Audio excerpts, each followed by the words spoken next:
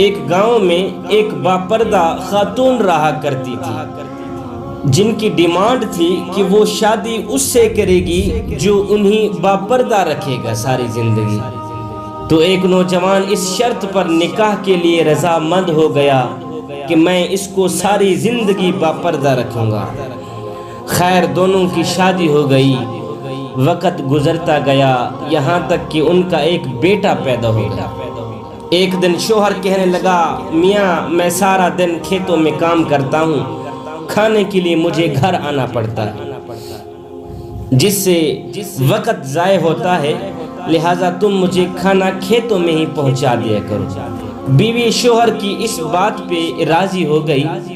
وقت گزرتے گزرتے ایک اور بیٹا بھی اللہ پاک نے عطا کر دیا، جس پر شوہر نے کہا اب گزارا مشکل ہے، تم ہی میرے ساتھ کھیتوں میں ہاتھ بٹانا پڑے گا۔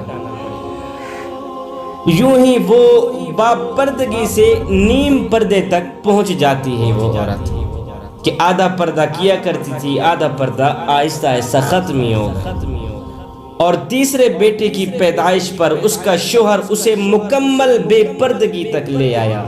وقت گزرتا گیا یہاں تک کہ اولاد جوان ہو گئی۔ ایک دن یوں ہی بیٹھے بیٹھے شوہر ہنسنے لگا۔ بیوی نے سبب پوچھا تو کہا کہ تو بڑا پردہ کیا کرتی تھی، آخر کار تیرا پردہ ختم ہو گیا ہے نا؟ کہاں گیا تیرا پردہ؟ کیا فرق پڑا پردے اور بے پردگی میں؟ زندگی تو اب بھی اسی طرح گزر رہی ہے۔ بیوی بولتی ہے کہ شوہر میاں او میرے سرتاج، تم ساتھ والے کمرے میں چھپ جاؤ، پھر میں تمہیں بتاتی ہوں کہ پردے اور بے پردگی میں فرق کیا ہوتا ہے۔ شوہر کمرے میں چھپ گیا۔ عورت اپنے بال بکھیر کر رونا شروع کر دیتی۔ پہلے بڑا بیٹا آتا ہے، رونے کا سبب پوچھتا ہے تو ماں کہتی ہے تیرے باپ نے مجھے مارا ہے۔ بڑے بیٹے نے ماں کو سمجھایا کہ اگر ابو نے آپ کو مارا ہے تو محبت بھی تو آپ سے کرتا ہے نا، تیرا خیال بھی تو کرتا ہے نا، تیرے ساتھ محبت پیار کرتا نہیں۔ خیر بڑا بیٹا سمجھا بجھا کے چلا جاتا ہے۔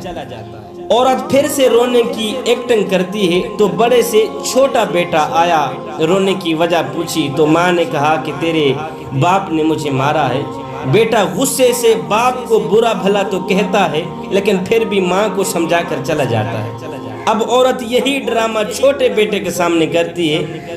چھوٹا بیٹا تو آگ بگولا ہو جاتا ہے، زور زور سے گالیاں بکتے ہوئے ڈنڈا اٹھا لیتا ہے، کہتا ہے ابھی باپ کی خبر لیتا ہوں، کون ہے میری ماں کو مارنے والا۔ پھر عورت اپنے شوہر کو بلاتی ہے اور کہتی ہے کہ میاں پہلا بیٹا میرے پردے کے زمانے میں پیدا ہوا تھا، اس نے تیرا پردہ بھی رکھا۔ دوسرا نیم پردے میں پیدا ہوا تھا، اس نے بھی تیری آدھی لاج رکھ لی، جبکہ تیسرا بیٹا مکمل بے پردگی کے زمانے میں پیدا ہوا تھا، وہ تو مکمل طور پر تیری عزت کا پردہ اتارنے چلا گیا۔